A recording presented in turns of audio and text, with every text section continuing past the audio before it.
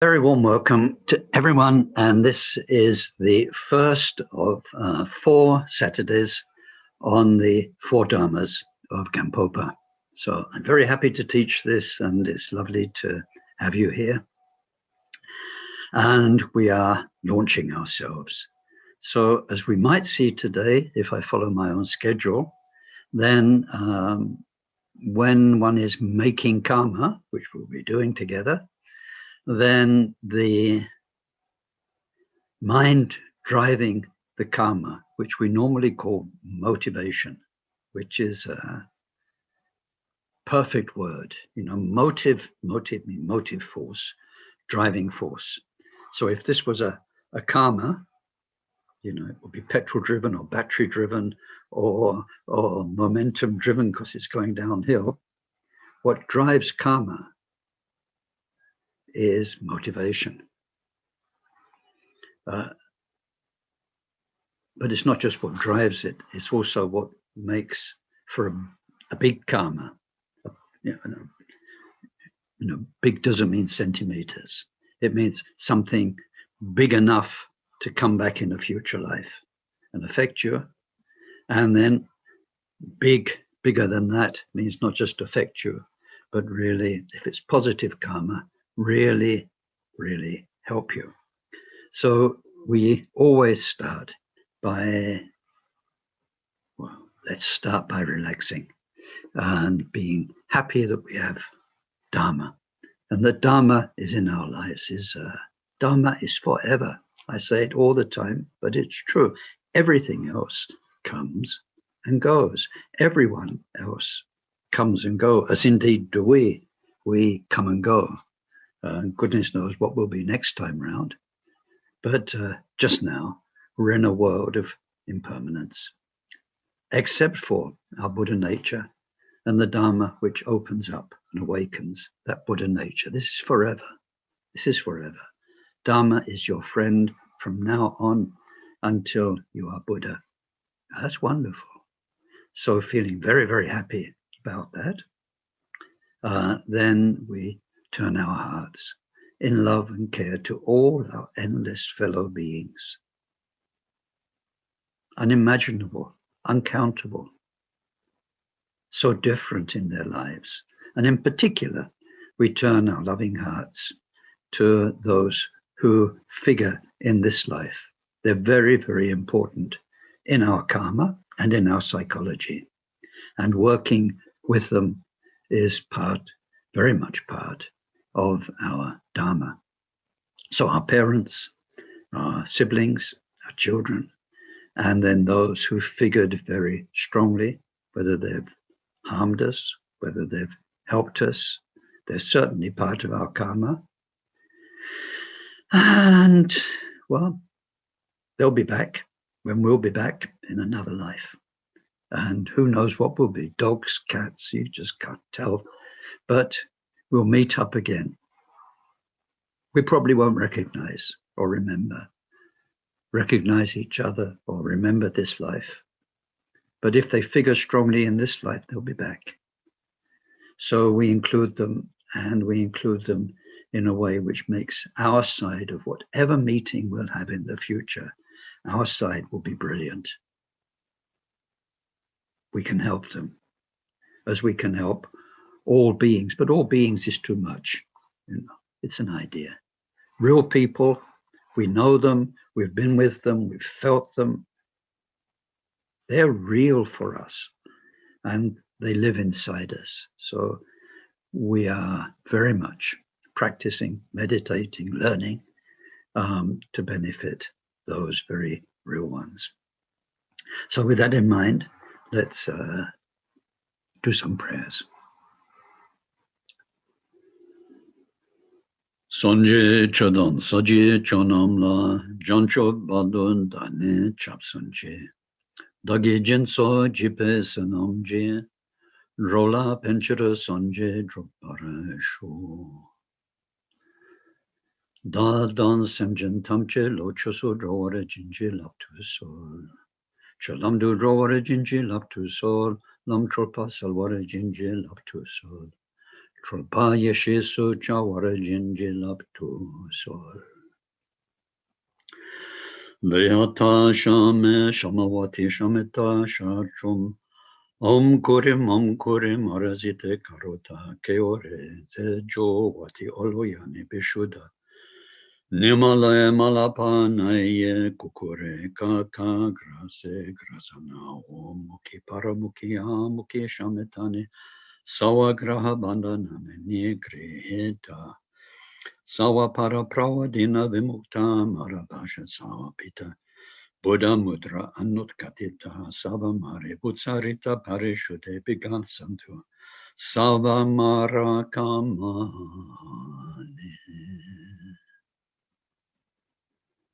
Palen Sawe Lama Rimboche Daso Chewara Pende Denshola Karin Chempo Gune Jezonte Kuson Tuje Madrop Sadu Swal.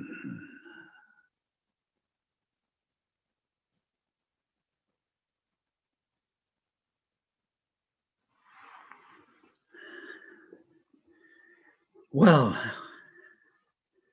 where to start? Where to start? You're all here. Thank you. So, why are we studying this? Why the 4 dharmas of Gampopa?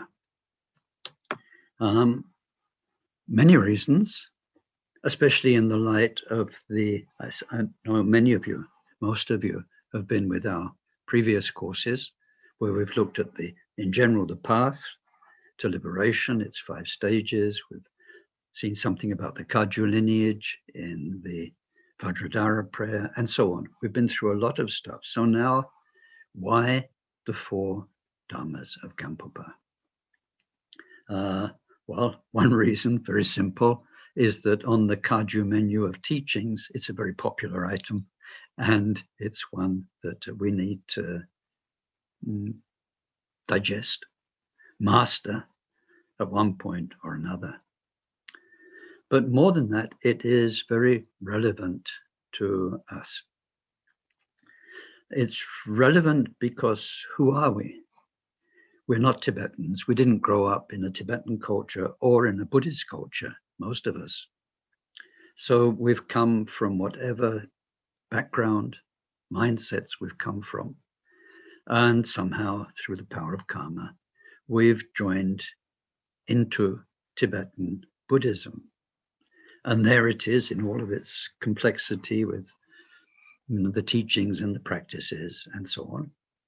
But then because we live in the modern world and we've got internet and so on, we know that there's not just Tibetan Buddhism, there's Zen Buddhism, there's Theravada Buddhism, there's Pure Land Buddhism, there's lots of Buddhisms. And most of them think they're the best. They think they're the pure and the original. And Buddhist history is complicated, to say the least. Nobody's really on top of it yet. We have a huge problem. We had 16 centuries of Buddhism in India, and there's barely anything left of it. What we know about Buddhism, 16 centuries of Buddhism in India, we mainly know through foreigners visiting India. If you look at the research, it's Chinese pilgrims, there were 3 very famous ones, and it's great because they were a few centuries apart, so we get kind of a bit of a timeline. But first of all, Indians themselves weren't terrific historians. And then anything that was written down, and stuff wasn't written down until at least a few hundred years after the Buddha, anything that was written down was written on perishable material. So on bamboo, on other things that with the damp climate, the monsoon and so on, it disappeared. So anyway, here we are, Westerners discovering something which seems to us very wonderful. But what the 4 dharmas give us, amongst other things, is this quintessential teaching that will be summed up in the course after this one in 5 or 6 weeks' time. as the three types of Dharma person. So what we need to understand with the Buddha, as far as the Tibetan version of Dharma goes, or more widely, if we just look at an enlightened mind, an enlightened teacher. Today, at any time, we are looking at the customers, the people who come to the Buddha, the people who come to an enlightened mind, and what in return that teacher can give them. And that depends on them. People are very, very, very different. Some are really interested. They give up everything in their life to practice Dharma, and they do. Some are curious. Some have a huge potential from their past lives. Some are much more like beginners, and it's going to be hard work for the teachers, hard work for the student to progress along this famous path. And so actually there are as many Dharma teachings as there are people, not just as there are people practicing Dharma, but as they go through their path, the teachings they need change. They're on a journey. So when we're on a journey, what we need at one stage of the journey and another stage of the journey is different. What we need to know, what we need to do, how we need to travel. So although it's endless, what the great minds, and in particular this wonderful master, Atisha, who really regenerated Dharma in Tibet, perhaps more than anybody else, what he sums up all of the Buddha's teachings, or all of an enlightened being's gifts to people who aspire to free themselves, to improve, then we see three very basic and different types of Dharma customer, let's say. So if it was Buddha Incorporated, we're looking at the threefold client base of Buddha Incorporated and all of the goods. You know, we go to a Buddha Incorporated website, you've got one heading, products, a drop-down box. And then first let's start with a questionnaire about you to see which of our products suit you the best. Something like that. So this is a very, very real and pertinent analysis of different beings and which of the Buddha's vast teachings suit them now. And it clears up so much confusion we might have, where sometimes we can see online things from Thich Nhat Hanh, things from Zen, things from Theravada bhikkhus, things from Tibetan. Then in the Tibetan, some teachings, and then others, Dzogchen or whatever it is. And which one is the real Dharma? Because sometimes they feel very different. They seem very different ways to practice.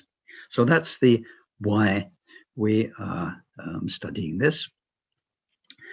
For the transmission that you're getting, then this is mainly the transmission I received from Gyaltsab Rinpoche in 1982. So in 1982, for 4 months, I served as his interpreter, and we traveled around a few European countries. And his job was to pass on some of the main texts, like the Bodhisattva's Way of Life. And so at one point, we were in Dublin, which was one of our first centers, a small cottage that used to be railway workers' cottages. And so that was quite a memory, going there in those early years. And then while he was there, he taught the 4 truths of the Noble Ones, and he taught the 4 Dharmas of Gampopa. And then Neil, who's with us today, Neil was there at the time, and Neil afterwards very, very, very kindly transcribed this and made it into a work, both teachings, and we may pick that up and do something with it. So anyway, It's that transmission. I'd learned it before from Khenpo Sochim Jamtso and from Trangul Rinpoche, but I must say the Gyaltsab Rinpoche transmission is the one that sticks with me the most. So Gyaltsab Rinpoche, one of the most wonderful teachers alive on earth at the moment. Of the four heart sons of the 16th Karmapa, then he was obviously going to be the most learned. He was the most erudite, and he's become one of the very most learned of all the current Tibetan scholars. But he's much more than learned. He is a great being of Vajrayana. His mastery of so many areas of all his life has been devoted to learning, practicing, studying. And he's not been a very public,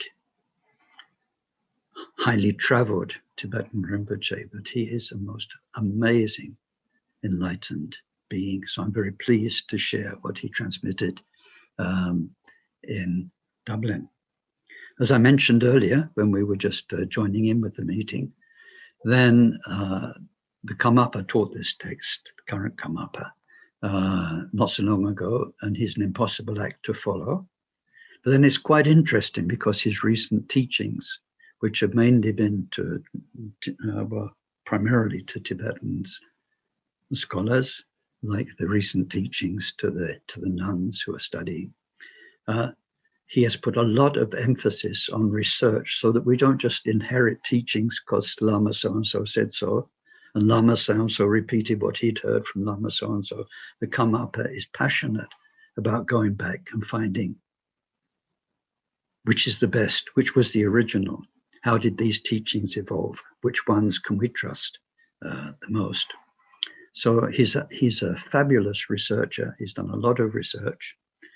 And so his presentation will be a different flavor from mine. And I think I don't mind following up for that reason. Otherwise, I just say, well, check out the videos and we'll drop this subject and I won't bother with it. So this will be a simple Khen overview. Now, Gampopa, always when we start studying a text or a teaching, we must look at the author and the qualities of the author. And I noticed when the Karmapa taught, he planned to teach the four dharmas. But once he started talking about Gampopa, he couldn't stop because Gampopa is just incredible. And he kept having to bring himself back, and quite rightly so too. So in the support document, you've got what you'll see is there's a table with the Kaiju lineage down to the present day. And you'll see that as predicted by Naropa in the very earliest days, it's a lineage which has gone from strength to strength. It's like a river where new rivers flow into it and make it broader and stronger, and another river flows into it, and another river flows into it. So if you look at that table, then Gampopa is the person who makes our Kagyu lineage complete. And then after Gampopa, it becomes more than complete. It becomes complete with added bonuses.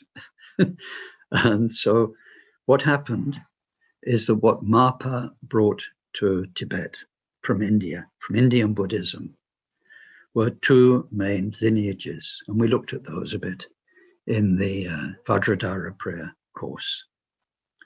One was the lineage of the yogic practices that Tilopa had condensed into 6 main practices. He condensed the teachings of 100 gurus, so many different tantras, practices, deities, and so on, into what was the common theme running through them.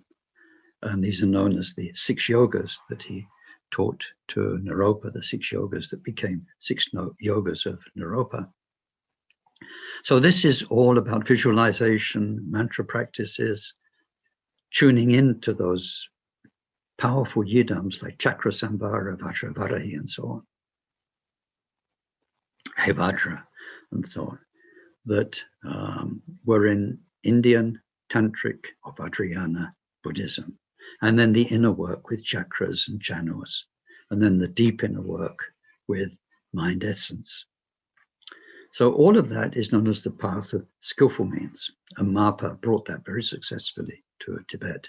But Marpa also brought the path of liberation, it's called, which are the Mahamudra teachings from Saraha, Nagarjuna, Saraha, and in particular from the great Siddha Maitrapa, the direct teachings on the nature of mind, and the shamatha and vipassana practices which awaken one's Buddha nature perfectly.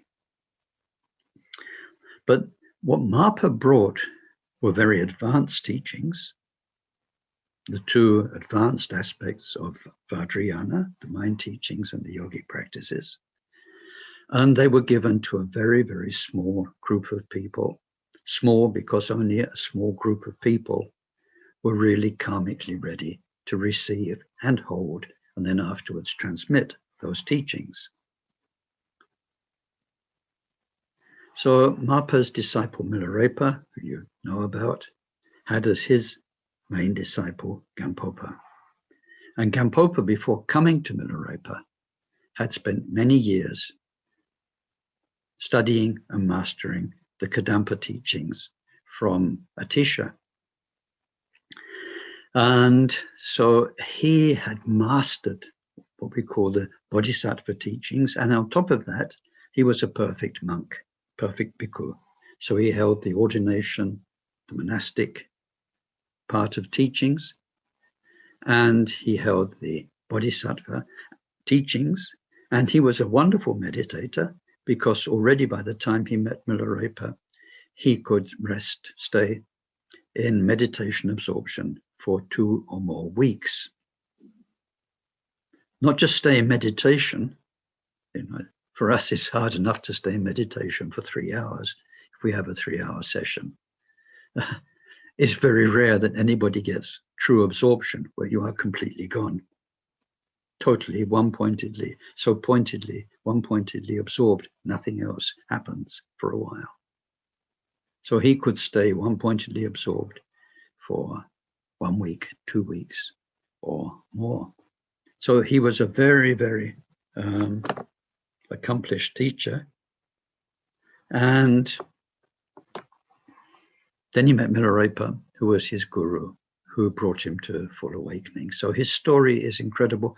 And so in our support document, I've copied all of Kama Chang's Life of Gampopa, which is, I hope you'll read. And it saves me from being embarrassed, because it's such a marvelous story and he's such a marvelous being that bringing that down to a few bullet points is a crying shame. And I wouldn't want to do that. So that's why I've sent you the biography to read. But what he did was to receive Milarepa's teachings, these very advanced teachings, and to master them very quickly, less than a year. He mastered them. And then Milarepa sent him to a place called Dakla Mountain. And sometimes he's called Dakla Gampopa. It's a wilderness near Lhasa, wild mountain retreat. And he said, go there and accomplish your activity. Well, activity means how you benefit other beings. And it must have sounded very weird to Gampopa. It's like saying, go where there's nobody and then teach. So, but nevertheless, he trusted, and he is a remarkable example of when you're ready, it happens. If you are a great mind, people come to you. So he went there, he meditated, and bit by bit, people came, more people came. And by the end of his life, more than 50,000 people had been taught by him, including the first Karmapa and many other great masters. But so all of a sudden, the Kaiju lineage goes from being a very small, localized thing to tens of thousands of beings. And what he could give them were the monastic side, the ordination. So our first monastics came with Gampopa. He gave the full Bodhisattva teachings beautifully, himself being a 10th level Bodhisattva. And then to those who are ready, he gave either the tantric teachings of visualizations and mantra and body work, or the Mahamudra teachings, working directly with mind. And what you'll see in the chart is through him, then the Buddha's teachings are complete on all levels. And afterwards, the various Karmapas and Taisitupas integrate other complete lineages into our Kagyu lineages, the Chö practices, the Nimapa teachings of Dzogchen, and many others. So our lineage is incredibly, incredibly rich. Of the 8 main traditions that went to Tibet, 5 of them are condensed into the Karma Kagyu lineage. So Gampopa is very important, and very often after him, he was called Dakpo Rinpoche, the precious being of Dakla, the Dakla Mountains. So Dakpo Rinpoche, we call it Dakpo Kagyu, our lineage, after him. We could just say Gampopa Kagyu, but we say Dakpo Kagyu. So then his works, what did he leave with us beside the living lineage through the Karmapa, transmitted down the ages by the Karmapa? What did he leave us with in terms of written works? There are a few, and there are 2 main ones. And then this 4 Dharmas of Gampopa is like the summary of those works. Now, a large part of my own life has been translating one of those works, which most people knew in the early days as the jewel ornament of liberation.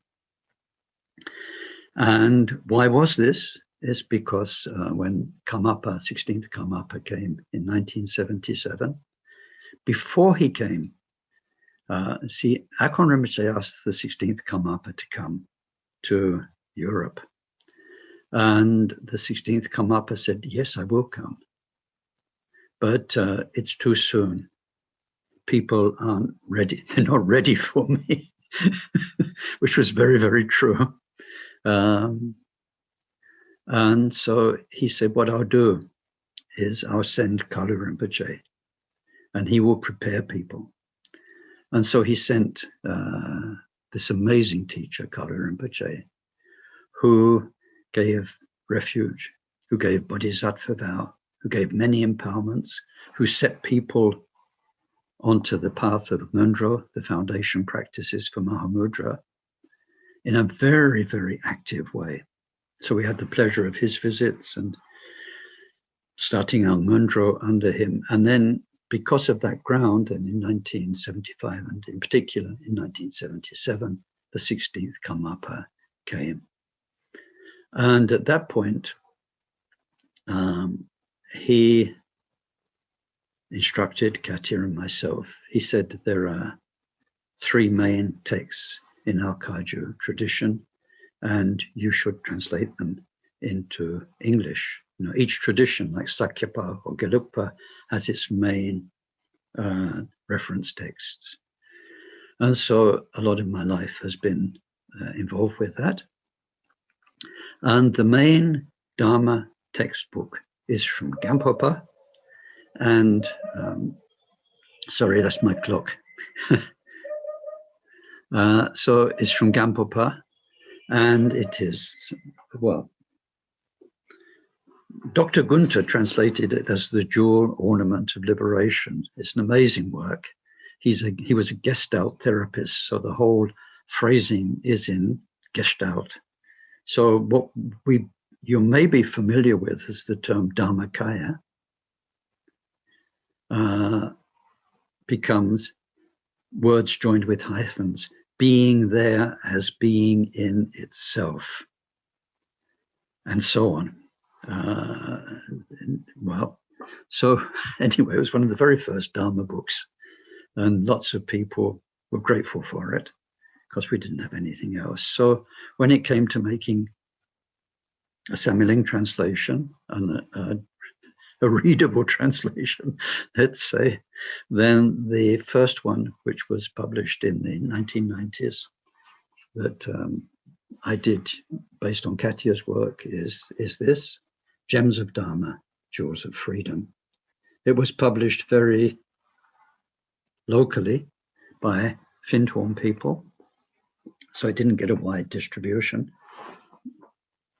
But it's the translation that I liked the best because we were free to use our own language. Much later, in the 21st century, Wisdom Publications contacted me to say, would I do a translation again of the Gampopa for this huge work, which is called Stages of the Buddha's Teachings. So this has the main Kagyu textbook, the main Gelugpa textbook, and the main Sakyapa textbook side by side, so you can see the similarities and the differences. Now there, I worked with Geshe Thupten Jinpa, who is the Dalai Lama's main translator, and I had a lot of constraints for language. I had to comply with this series, Buddhist classics, Tibetan classics. Their idea was to publish, or is to publish, the 32 main texts from all of Tibetan literature. And so they've already determined how you translate this Tibetan word into English. So I had to comply with that. It was difficult. But anyway, and I had a few rows with Thupten Jinpa, but we managed in the end. So that has a very limited circulation. It's mainly in libraries. And then a few years later, Wisdom got back to me again. And they said, we'd like to publish just the Gampopa. And when I talked with them, they said, you can, within reason, go back to your own choices of translation, and not just the terms, but also some of the more delicate passages. There are nuances of meaning, and they allowed me to go back to them. So then a few years ago, there's this Ornament of Precious Liberation, which very kindly Karmapa, President Karmapa, wrote a forward to. And he said, you know, because I did work with Thupten Jinpa, who's a very, very respected scholar, and we did a lot of research, and there's lots of references in there. So Karmapa did say this is the main, should be the main translation that people use. So a lot of my life has been to do with Gampopa and his teachings. Now, the other main text from Gampopa is called the Jewel Garland of the Supreme Path. And this is sets of teachings that cover everything. So whereas the Ornament of Precious Liberation is mainly about the Bodhisattva path and Mahamudra, the Jewel Garland of the Supreme Path is Gampopa's teachings from everywhere. Some of them very, very deep tantric teachings, some of them basic teachings in sets, mainly sets of 10, the 10 things not to do, the 10 things to avoid, the 10 things you must never forget, and so on. And it's an amazing work. So now today, our 4 dharmas is said to sum up those 2 main texts of Gampopa. It's very, very brief, but it can be unpacked by a good teacher in many ways to help us understand the 3 basic types of Dharma person, the 3 types of Purusha, people of potential, people of power, people who are capable, Dharma people. And it can be unpacked to present, in particular, the Kagyu path, the Mahamudra path. It can be used in many ways. So, well, where do we go from here? Well, what is it? What is it? Most of us practice it as a 4-line prayer. It's phrased as a prayer to our guru, to the lineage, where we say, please grant your blessing that myself and each and every sentient being may, and then 1, 2, 3, 4. Right? So that's a prayer. Me, all sentient beings, praying to the lineage, praying to the guru for the blessing that something may happen. All of that is added clothing to the original 4 lines, which are incredibly pithy, very short. So I put them on the front of your document, on the cover page. And there it says, you can see it's very, very short.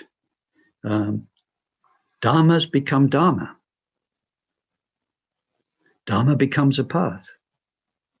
The path is the clearing of delusion.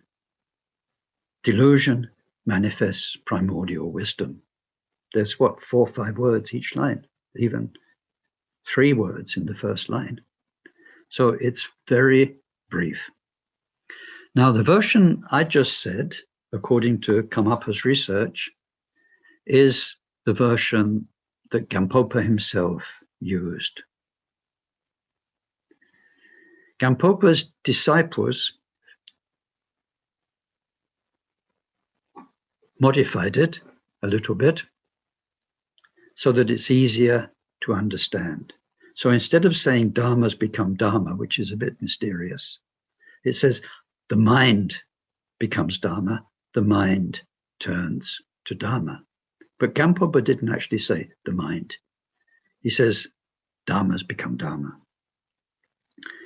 And then when we make it a prayer, then because we're praying for something to happen to us and to other beings, saying the mind turns to dharma makes a lot of sense.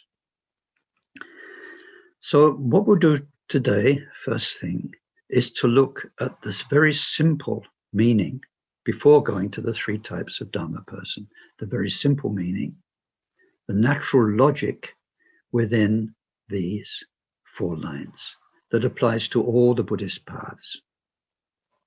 All the Buddhist paths. So when it says dharmas become dharma, then we need to know what this Sanskrit word dharma means, what it encompasses. We saw in a previous course, but this is a fresh course, so I have to do it again. Dharma in Sanskrit is a word with 10 different dictionary definitions.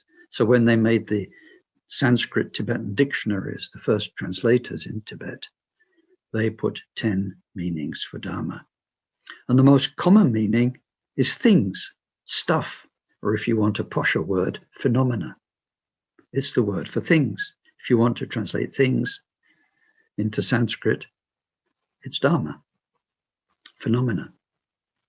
So here, when it says dharmas, it means the way things manifest to our mind, the way we perceive things, the way life is for us, our experience.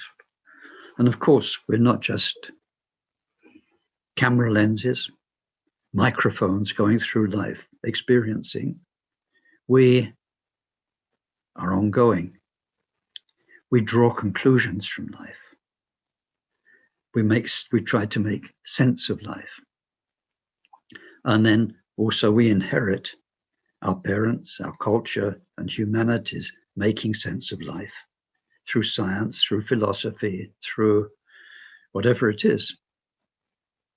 So we start with an inherited view, an inherited understanding of things, whether we're religious or not, whether we got a philosophy or not.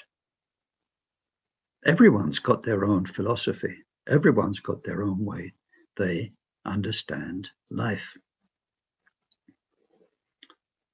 Some people understand thinking there must be a bigger picture, whatever it is, science, God, karma, whatever it is. So we start off with dharmas, a whole load of thoughts, ideas, memories, way of perceiving things, way of reacting to things. All of that dharma, stuff, all of those, like if you were a pointillist painting, Ken, a pointillist painting of Ken, or somebody else, Stacy or Mia or any of us here, then What would each little point be? Made up from your own experience, your own story. Thousands of little points that make the bigger picture of you. That stuff, all those phenomena, is just there, and we're living. So all of those dharmas, all those things, all that stuff, in a first instance, starts to make sense. And in the Buddhist case, the teachings of the Buddha that awaken in us an ability to think for ourselves, to observe for ourselves, to consider for ourselves, to meditate. The Buddha's teachings help us to understand what's going on out there through karma and what's going on in here in our hearts and minds. So much teaching on mind in all of its aspects, cognition, consciousness, and samskaras, and so on. So more and more, we start to understand the science of everything. We humans are very, very good at the science of the material world now. In some ways, there are some secrets yet to come. But anyway, quite good at that. But that's not everything. That's just matter, the easy stuff to observe. Mind and matter, their interrelationship, what mind is, and so on. The Buddha cracked that perfectly. So bit by bit, as we learn the teachings, as we practice them, as we study, as we contemplate, as we meditate, then more and more we understand the power of things. So our mind has turned to Dharma. Our scattered, multifaceted, inherited mind gradually becomes a Dharma mind. That's the way we express it for convenience. If we look really and truly at what's going on, second to second, year to year, all of those phenomena in our intelligence, in our consciousness stream, are taking shape and making sense. We're like babies growing up. At first it's just shapes and colors. They use this vivid example of a baby in a temple. Baby doesn't know it's a tonka, doesn't know it's a Buddha statue. It's just colors and shapes that manifest to the mind. And then food and objects, but bit by bit, they start to make sense. You can do this with this and that with that, and that goes there. Gradually, we make sense of life.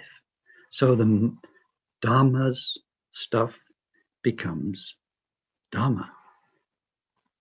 We're clearer about what's happening. And then in the second line, once there is more and more clarity about what's going on, we realize that there are possibilities. There's potential. Right, got it. That's life. This is karma. Okay, that's impermanent.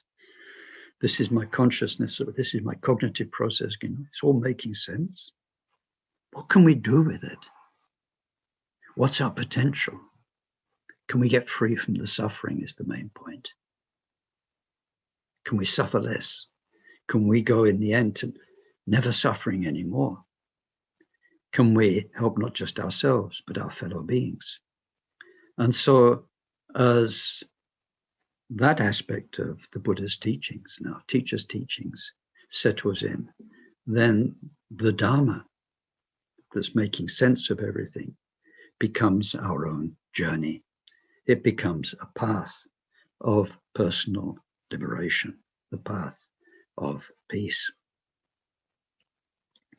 And then as it becomes a path, in the third line, what basically is going on in that path? Seen from the outside, you're not followed a real path. You don't have to go somewhere else. And you're not changing any more than anybody else. You're just aging. What is this path that you followed? So the path will be more and more the clearing away of our misunderstandings, our delusions, our illusions.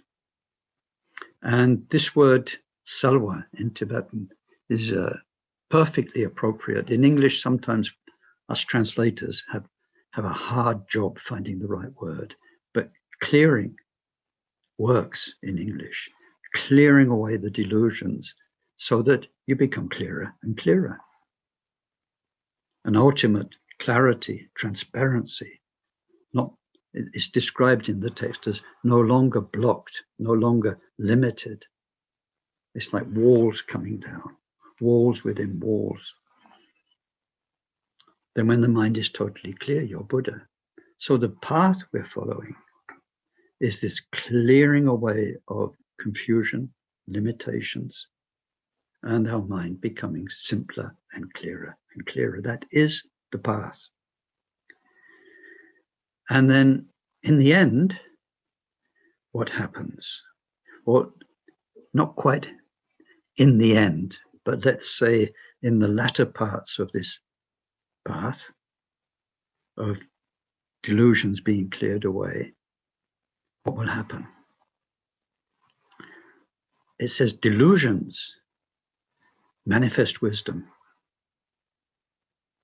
And so in particular with the more advanced teachings of Vajrayana, or if you go the slower, beautiful way of the Bodhisattva, when you reach the Bodhisattva levels and so on, what will happen is that although through the power of habit,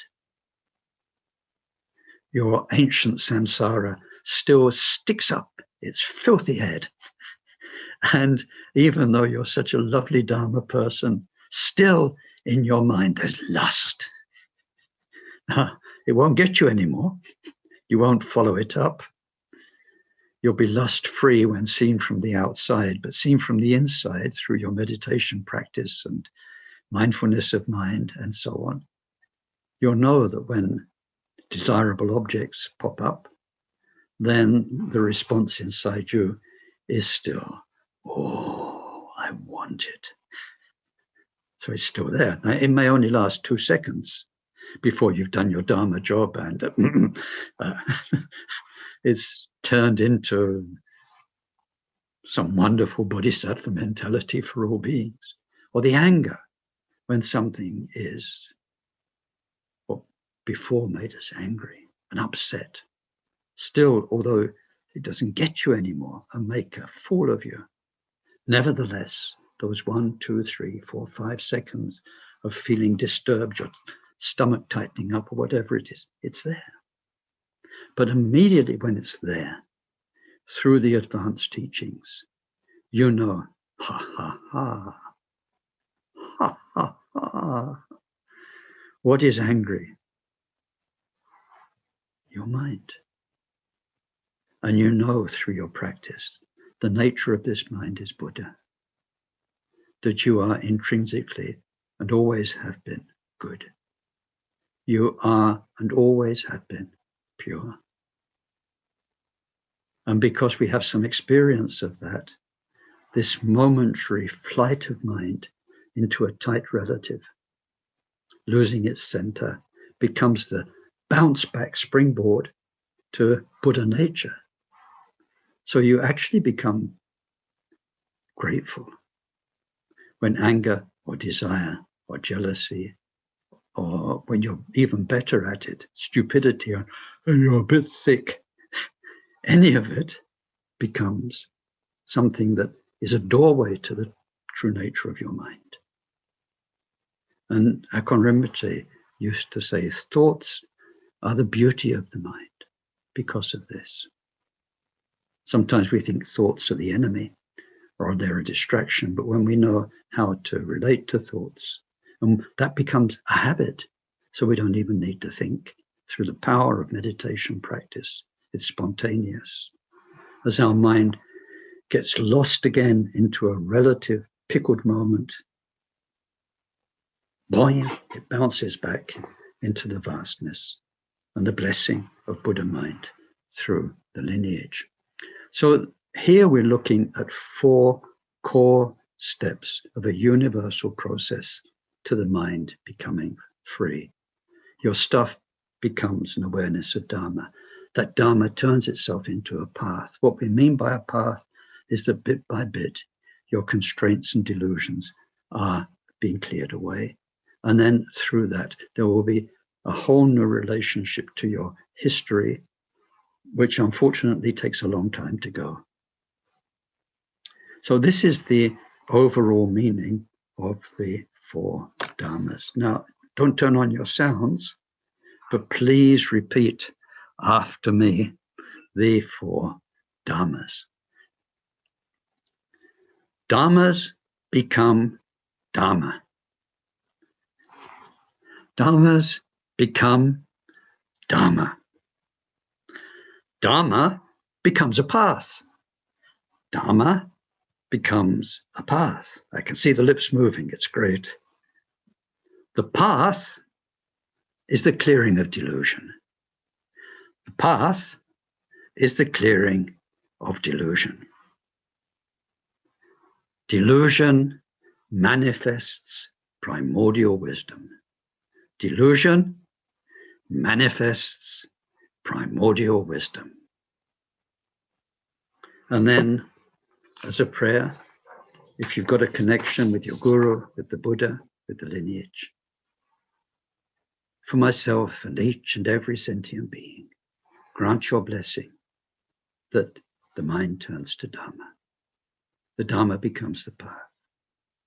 The path is the clearing of delusion, and that delusion manifests primordial wisdom. Now, when it comes to our 3 types of being, then what you've got in your support document is this table, which is an analysis of what we're going to go through in 4 steps.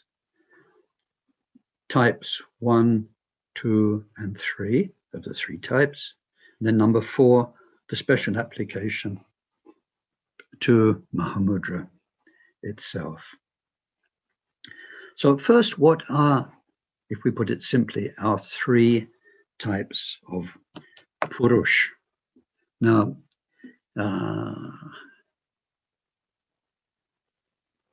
Dharma, the Buddha's teachings, kidnapped a term that was already around in the Brahmanic culture that was there when the Buddha came. And in particular, that were developed later beyond the original Brahmanic Vedas. Then, a few centuries after the Buddha, quite a few systems evolved, especially in about 500 years after the Buddha. We get an incredible blossoming in India of great teachers, the Bhagavad Gita and things like this. And then also we get the Bodhisattva teachings really coming to the fore. Something happened in India, and that's the time when writing and Sanskrit became much more widespread. But anyway, that's history. So Purusha means potential. So in some of the what we call Hindu systems, it means the potential of the universe to manifest. The potential in the infinite being to manifest particular realities. Purusha. But Dharma, and in particular the Mahayana Dharma, kidnapped the term to mean potential, and is what we translate now as precious human being or precious human life. It doesn't mean all human life is precious. It means amongst human beings, some have a potential to really lead a good spiritual life. Their lives can be very precious for themselves or for other beings. They have a potential. And in our Kagyu teachings, we spend a lot of time exploring this in the 4 general foundations. What is a precious human existence? So 3 types of Purush, 3 types of person who come to an enlightened being, the historical Buddha, or these days an enlightened master, and who have the potential to really do something wonderful with their lives. 3 types of potential, all of them good. Now, there's a problem with the Buddha's teaching, is that the person who gave it was the Buddha, who saw things from the highest possible level. So we talk sometimes about the Hinayana path, the lesser path, and then the Mahayana path, the greater path, which from the Buddha's point of view, absolutely perfect. But if from Ken's point of view or your point of view, you look at the way of the Shravakas as a lesser path, when they're probably doing more with their lives than you're doing or I'm doing, then we are very, very deluded. And that's a delusion that needs to go.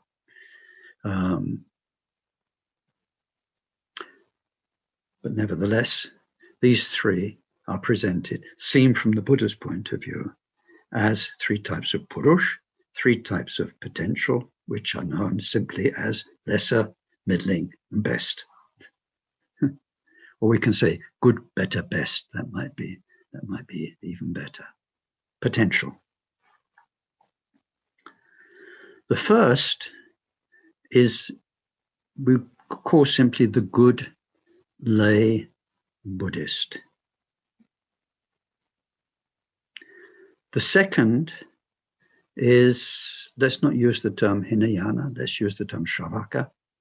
The Shravaka renunciate, who takes ordination, becomes a monk, a nun, leaves everything worldly in a tangible materialistic sense to meditate, to study, in order to free their own mind,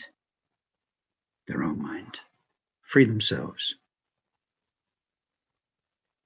Shravakas. And then the third type is the Bodhisattva, who in the past was also usually a renunciate, usually a monk or a nun, but whose motivation and whose practice is to free their own mind for the sake of all other beings, which means free the mind totally, so that one acquires not just what is needed to sort out one's own story, but one acquires the wisdom, the strength, the courage, the compassion to be able to help, really help more and more beings. So the path is much longer, because the only way you learn to help is through experience, through engaging with more and more sentient beings, their lives, their suffering, in order to gain the living mind stream experience that nourishes your bodhisattva journey. So the lesser being, the good lay Buddhist, the middling being, the Shravaka renunciate, and the best is the bodhisattva. There are 3 types of purusha, precious human beings, all of them precious, and all of them to be respected, no matter what badge you wear, whether you wear a Dzogchen badge or a bodhisattva. I'm a bodhisattva badge. It's quite funny. Akon Rinpoche he mispronounced quite a few words, and he couldn't say the word badge.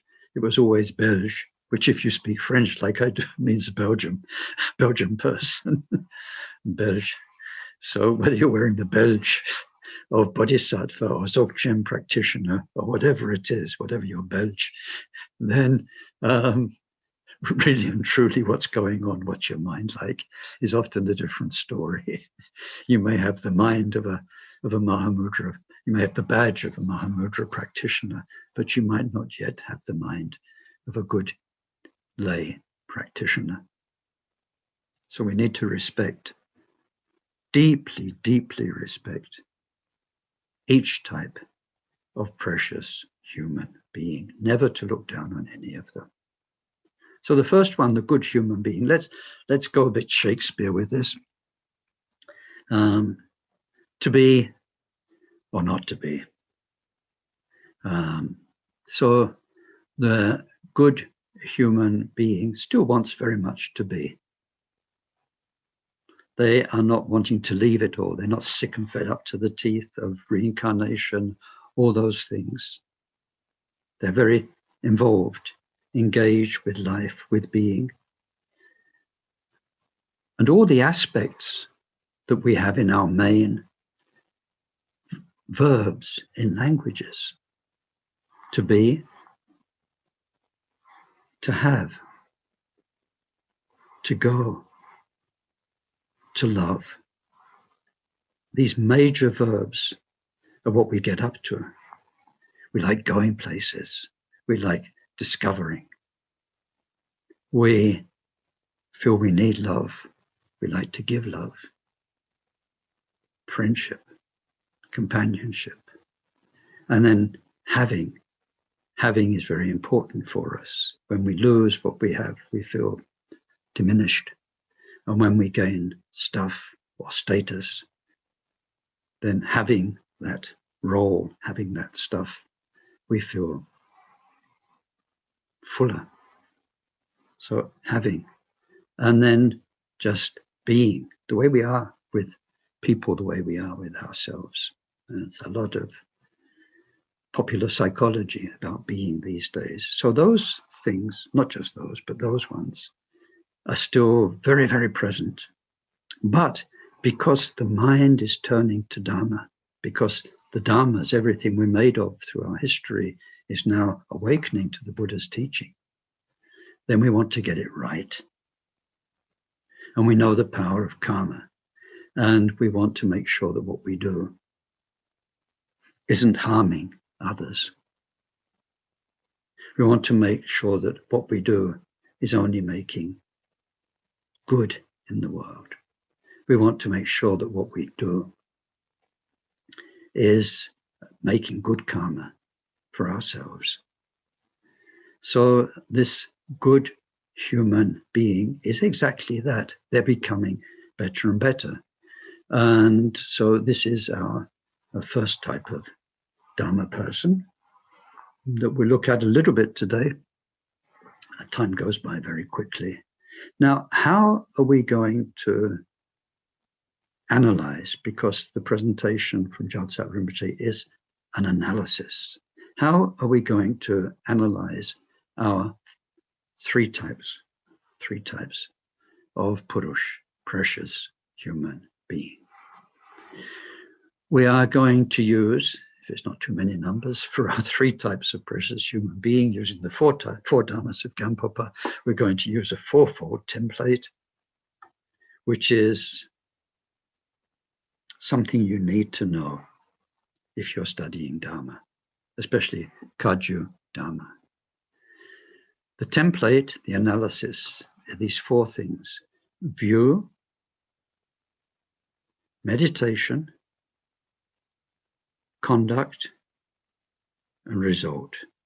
View, practice, let's say, rather than meditation. View, practice, conduct, result. You probably know who Milarepa was, and you've got some kind of flavor of his life. And if you don't, then I hope you will do, because his life is incredibly inspiring. And you'll know that he wasn't a scholar.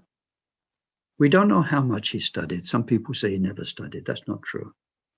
He was 7 years with Marpa, who'd studied with Naropa, who was India's greatest scholar. There is no way that Marpa, knowing that Milarepa was his main heir, having had predicted by his own guru, Naropa, that Milarepa would be his own heir.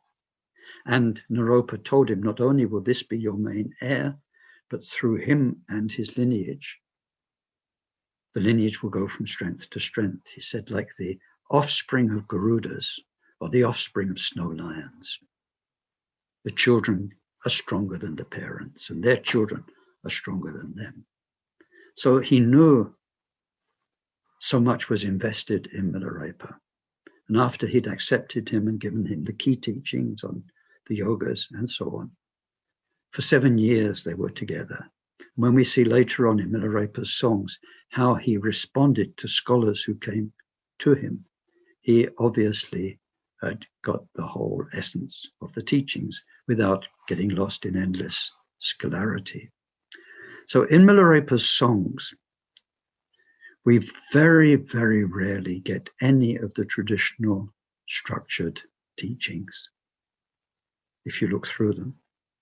But one thing that comes up again and again that was obviously important to Larepa was this fourfold template: view, practice, conduct, result.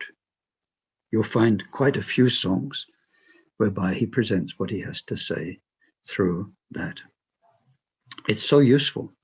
It's a way of analyzing anybody, and in particular, the different Buddhist traditions, more generally different religions, and in general, anybody. So what are we looking at? What are we looking at? First, their view is how they understand life. It can be an inherited philosophical view. So then you become, in Buddhism, you become a Theravada, you become a Chittamatrin or whatever it is. Or it can just be the way the mind sees life. For people who don't have a religion or don't belong to a particular philosophy, everyone has their own understanding of life. It's their view of things. And it's that, excuse me, that colors the rest. So because of that view, then we've got two things. One is called practice and one is called conduct. Practice is intimate. It's what you do with yourself. It's between you and you. It's how you're managing your emotions, your thoughts, what you are inside yourself, your memories, your hopes for the future, the way your mind is, the way your mind works. So practice, which is often translated as meditation, is about, because of your view of things, how are you managing yourself? So practice, meditation. And then conduct is, because of your view, how are you managing, how are you handling your relationship with other sentient beings, other humans, animals, the living world around us, nature, the environment. So conduct is about ourselves and others. And meditation is mainly about ourselves. So based on our view, how are we refining our mind? And then how are we morally and ethically relating to others and the environment through conduct? Now, if we take the first three together and we say, okay,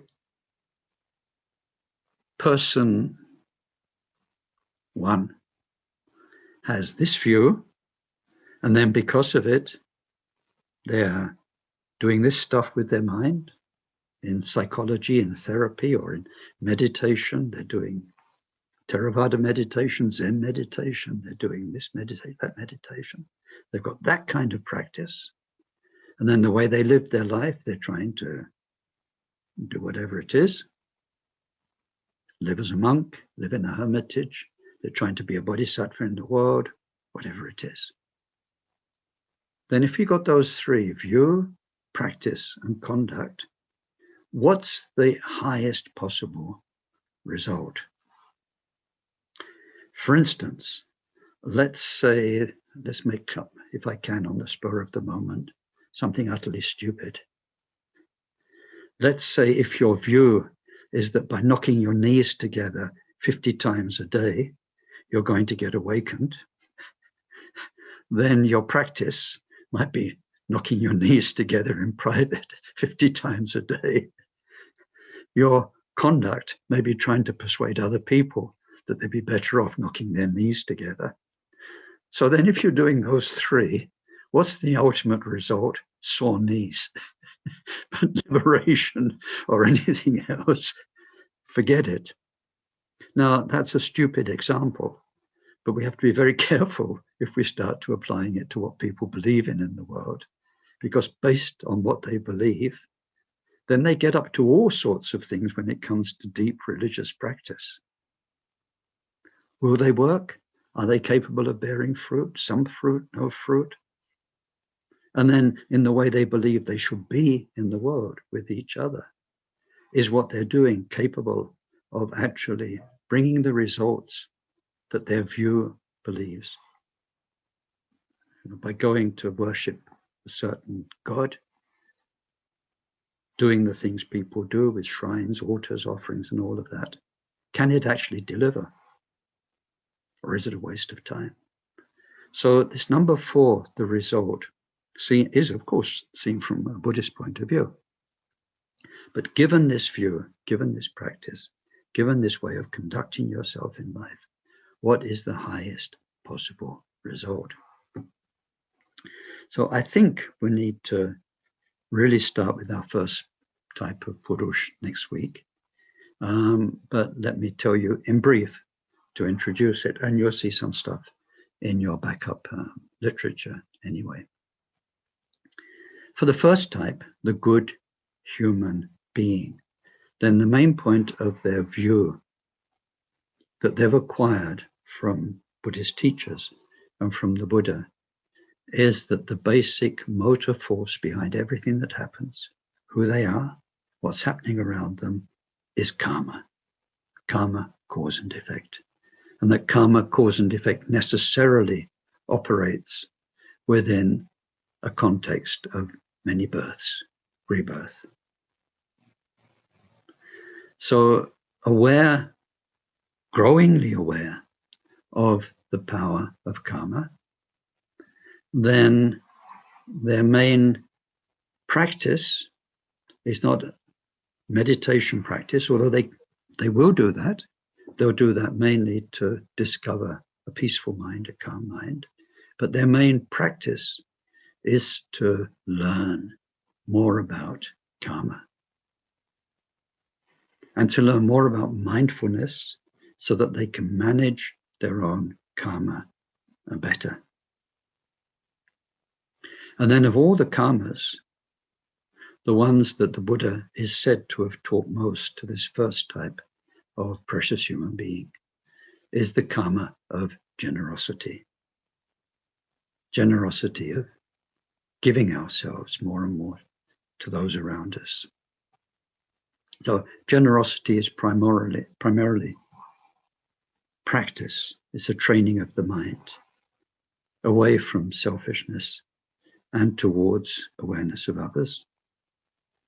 And then in terms of conduct, it means in life you give whatever material help you can give, and then you give of yourself more, your time, your support, your friendship to other beings around you. So we've got somebody who is a moral, ethical human being. When we look at how they learn more about karma, it's mainly through avoiding the 10 non-virtues, which we have to look at next time, and practicing the 10 virtues.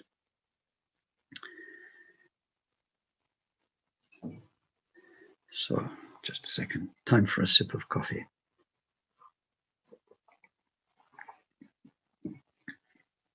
So I think maybe what we'll do is we'll leave the formal talk here for today, and let's do a little dedication. Then we can spend some time together for your feedback and comments and questions if you have any.